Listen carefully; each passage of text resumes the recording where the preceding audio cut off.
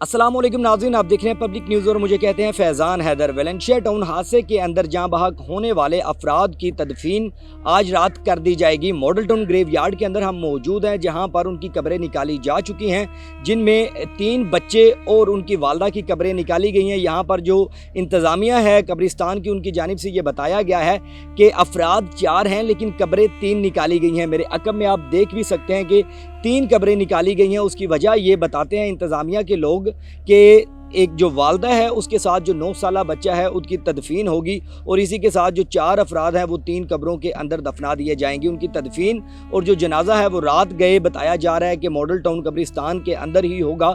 और इसके अलावा मैं आपको बताता चलूँ कि ये फैमिली अमेरिका से 15 दिन पहले वापस आई थी। ये American national family Valencia town के एक घर में 15 दिन पहले इन्होंने रेंट पे मकान लिया, जिसके अंदर अलीना बीबी, जिसके 3 बच्चे और इसका हस्बैंड नासिर डोगर रहते रहे।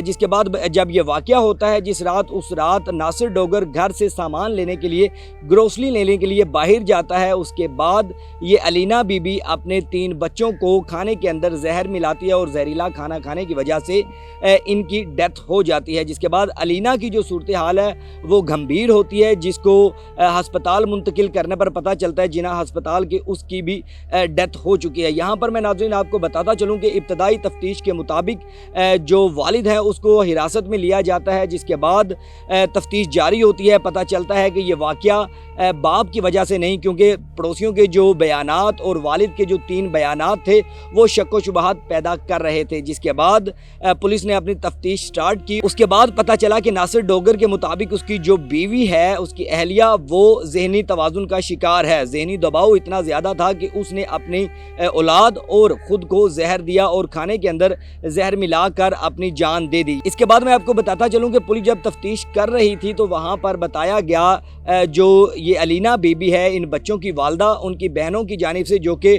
दूसरे मुल्क में रहती थी, वो पाकिस्तान में आकर उनके बयानात लिए गए और उन्होंने बताया कि वाकई हमारी जो बहन है वो जहनी दबाव का शिकार थी, डिप्रेशन था, जिस वजह से उसके साथ ये मामलात बनते रहे माजी के अंदर भी।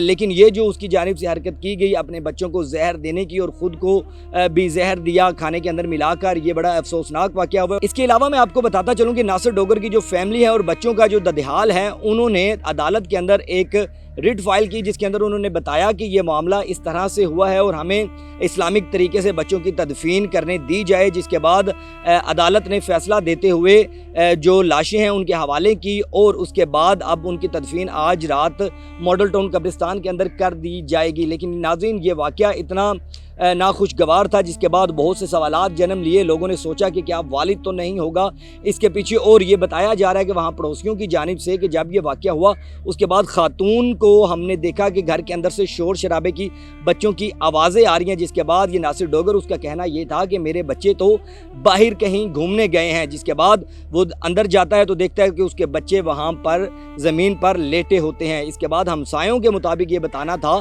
कि वो खातून अलीना बीबी बाहर निकलती है और वो कहती है कि ये नासिर डोगर जो है वो इस सारे वाक़े का ज़िम्मेदार है। ये तमाम मामलात चलते रहे, लेकिन पुलिस ने अपनी तफ्तीश मुकम्मल करते हुए अब नासिर डोगर को भी शख्सी ज़मानत पर रिहा कर दिया और वो भी इस तदफीन और जनाजा के अंदर शिरकत करेंगे। लेकिन ये बड़ा ही अफसोसनाक वाक़या शहर लाहौर के इलाका वेलेंशिया टाउन में पेश आया, जहाँ पर एक घर के अंदर 3 बच्चों और उसकी वालदा की लाश मिली।